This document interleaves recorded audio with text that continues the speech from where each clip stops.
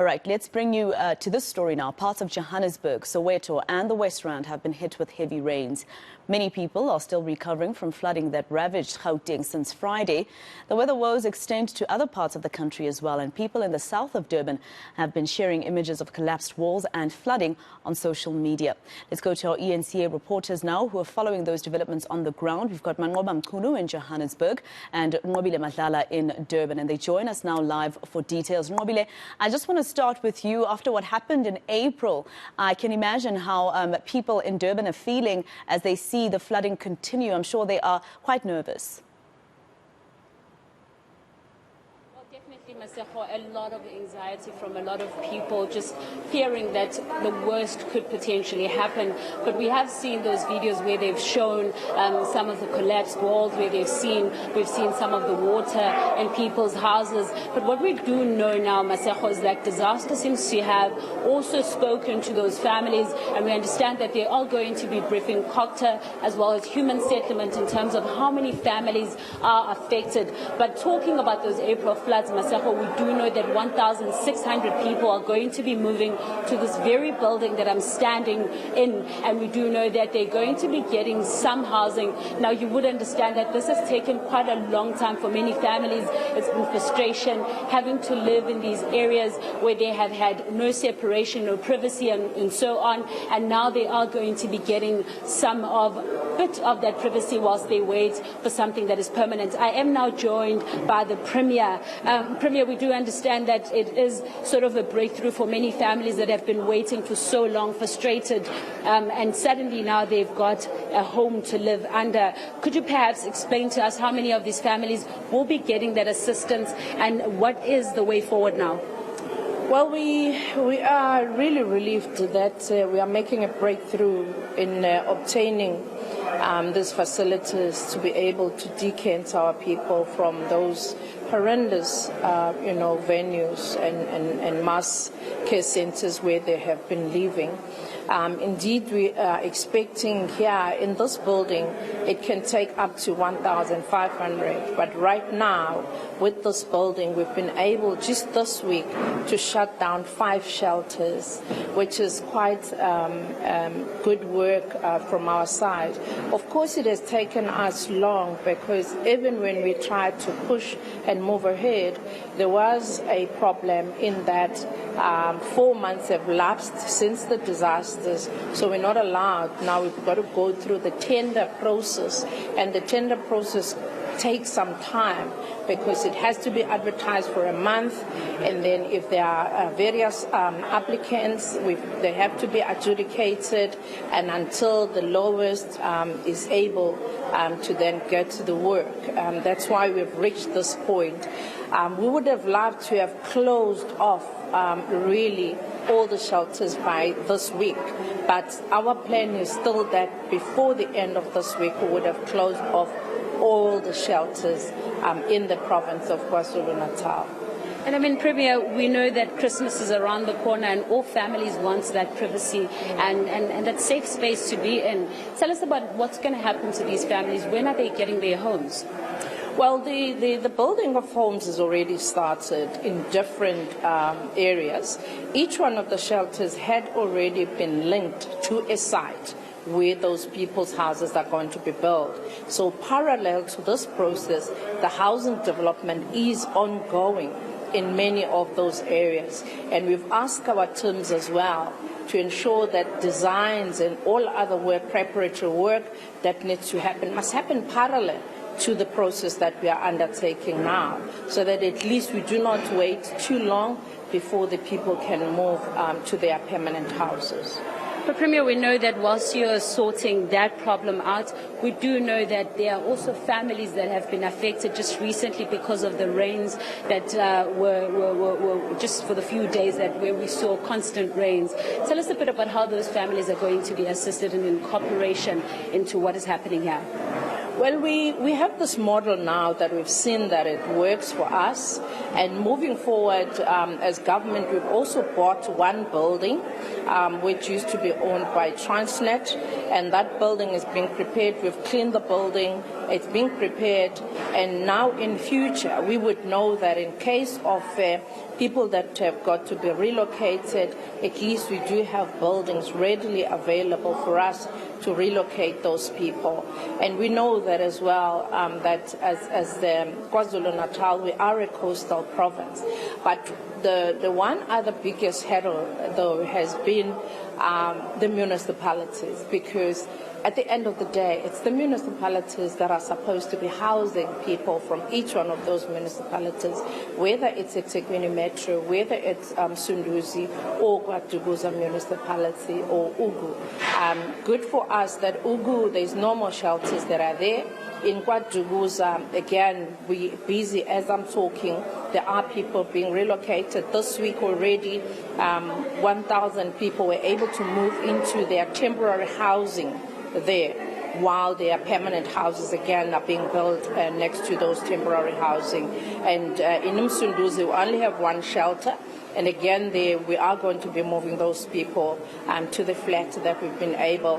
The processes are just ongoing now as they are signing with the housing development. And once that process is over, but our push really is to ensure that no one spend Christmas in these mass shelters. Whilst we're talking about those mass shelters and flats where people are moving to Premier, I'm curious to know, is these buildings buildings that you have bought, or is it buildings that you're still going to continue to rent? No, these buildings like this one we are renting, but there are others that belongs to government. We have a couple of them that belongs to government, where government has bought it for low-cost housing anyway. So we are using some of those, but some of them we are renting. Thank you very much for speaking to us, Premier. Well, we're going to let you go speak to those people. There are people that are currently waiting, Masego, to hear her, to tell them about these housing that they are meant to be getting, that are going to be permanent, but for now they're going to be living in this era, which is temporal. But what we're hearing is that those that are affected by the recent rains, Masego, will have a home. They're saying that there is a building that is readily available should there be any assistance that is going to be needed by those families. All right, Nqobile Madlala in Durban. Let's go to Manqoba Mchunu, who is in Johannesburg for us. Manqoba, how's it looking where you are? I remember last week, Friday, we saw, some streets and even homes submerged in water, particularly in Soweto. Well, Masiko, no major incidents have been reported so far here in Gauteng. Of course, we know that the South African Weather Services had indicated that we can expect 80% rainfalls here in the province. But up to so far, Masiko, we are hearing that there has been no major incidents.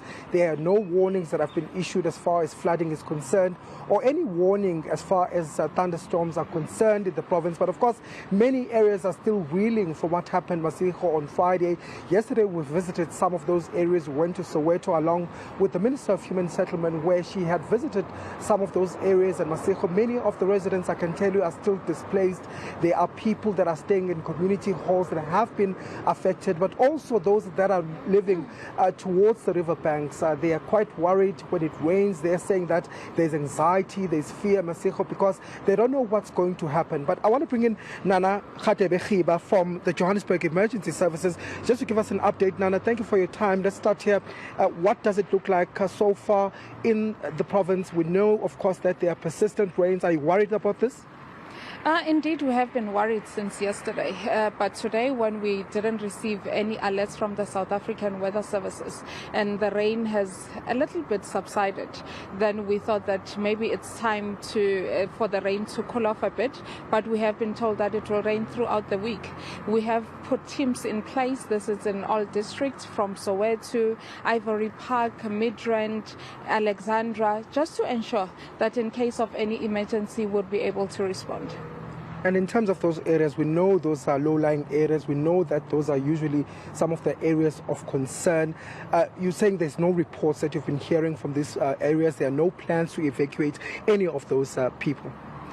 For now, we are in contact with the South African Weather Services and we're working hand in hand with disaster management. If we receive any flooding alerts, we'll be able to alert the people, especially those that are around the low-lying areas in Alexandra. There's an area which has been spotted where they could go up, but we know that people most of the time worry about their belongings and would not want to move and leave their things. But we have put plans in place to ensure if there's any emergency, we are able to respond in time.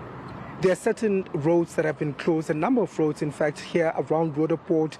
Also in Soweto, there are bridges that have been closed off due to the fact that they might have been compromised. What's happening with regards to those roads that have been closed? Are they still closed? And what would you say to community members who use those particular areas? I know that JMPD have put plans in place and they have put people around the high-risk areas, especially in Soweto. We know that around New Canada, the sites of the malls, that's where we usually have flooding. So JMPD have put plans in place and they've closed those roads. But in case they clear up, they'll be able to open. But those that they fear would collapse or would have problems, they wouldn't open for the next coming few days. Okay, and just finally, Nana, in terms of the warning, of course, it's still raining. What would you say to people that might be living in low-lying areas? I would say to people living in low-lying areas that we are going to be sending alerts. There are teams in place that are regularly checking river levels. In case they come up, we'll be able to let them know that it's going to be dangerous to be around that area. We have public information and education relations officers that are in those areas just to ensure if anything comes up, they'll be able to speak to communities. They are members of the community forums and they'll be able to alert the relevant personnel to tell the community living around those areas that they would need to move to higher areas. But as well, we've had motor vehicle incidents and would like drivers to take caution. Roads are slippery, drive carefully and make sure when you see any flooded road, call us and we'll be able to dispatch the JMPD team to close off that road. Okay. Thank you very much, Nana, for your time. That was Nana Khatebe, but just giving us an update, Masigo, as far as their preparedness is concerned. They're saying that of course, they remain on high alert, Masigo, given that there's still persistent rains in the province. But at this particular point, not much to report in terms of any incidents on the ground. And they're hoping, of course, that it will remain like this, given that there have been no warnings that have been issued by the weather services. But of course, the officials are out and about assessing the situation, and they'll be able to warn in time if ever there is a need for people to be evacuated.